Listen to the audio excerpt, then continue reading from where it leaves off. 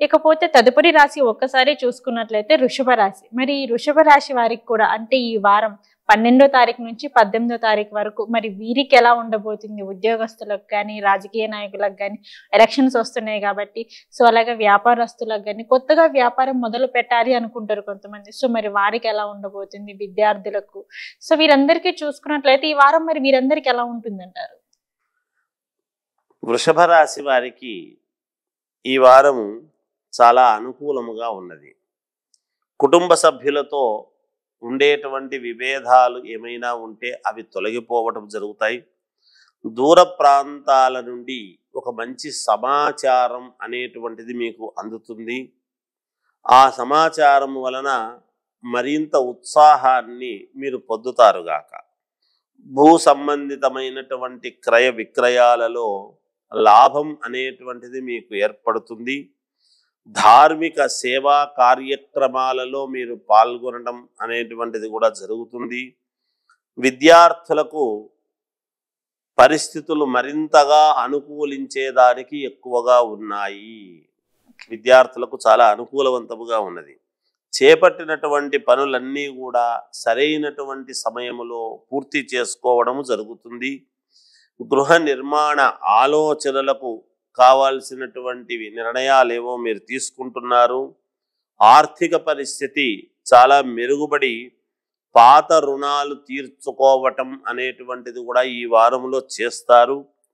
వ్యాపారాలలో ఆశించినంత లాభాలు, వ్యాపారస్తులందరూ కూడా ఆశించినటువంటి లాభాలు పొంది తీరుతారుగాక.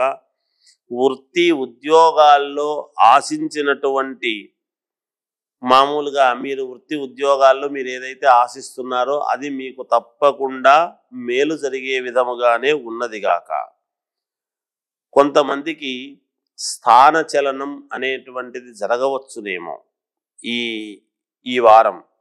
అలాగే అన్ని రంగాల వారికి కూడా చాలా అనుకూలవంతమైనటువంటి విషయముగానే ఉన్నది. అంటే రాజకీయ నాయకులకు కావచ్చు, సినిమా రంగము కావచ్చు, వ్యాపార రంగము కావచ్చు, ఎవరికైతేనేమిటి ఈ రాశి వాళ్ళు అంటే అనేక రంగాలలో ఉంటారు. ఒక పోలీస్ డిపార్ట్మెంట్లో ఉంటారు, న్యాయ వ్యవస్థలో ఉంటారు, డాక్టర్ వృత్తిలో ఉంటారు, పెద్ద పెద్ద బిజినెస్ చేసుకునేటువంటి వాళ్ళు ఉంటారు. ఒకరు అని కాదు కదా, అందరికీ అన్ని రంగాల వాళ్లకు కూడా చాలా అనుకూలవంతముగా ఉన్నది.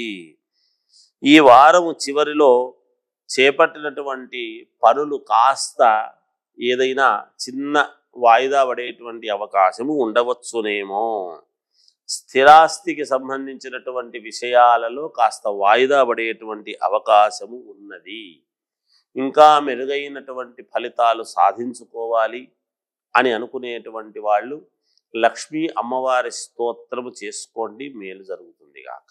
గురుగారు మీరు చెప్పారు వృషభ రాశి వారికి వచ్చేసి కొంచెం ఈ వారం చూసుకున్నట్లయితే కొంచెం అటు ఇటుగానే ఉంది, ఏదైనా అనుకున్న పనులు జరగకపోవచ్చు, వాయిదా పడవచ్చు అనేసి అని చెప్పారు. సో ఇట్లాంటి చిన్న చిన్న విషయాలు వాయిదా పడుతుంటాయి కాబట్టి సో దానికి వారు ఎటువంటి పరిహారం చేసుకుంటే బాగుంటుంది అంటారు? గణపతిని ఆరాధిస్తే మంచిది. వాయిదాలు అనేటువంటివి లేకుండా మేలు జరగటానికి గణపతి అష్టోత్తరము లాంటిది చదువుకుంటే రోజు కూడా మంచిదే. ఓకే, మరి వీరికి ఆదాయం పరంగా ఎలా ఉందంటారు గురువు గారు? బాగుందమ్మా, ఆదాయ పరంగా చెప్పాను కదా, అనుకూలవంతంగానే ఉంది.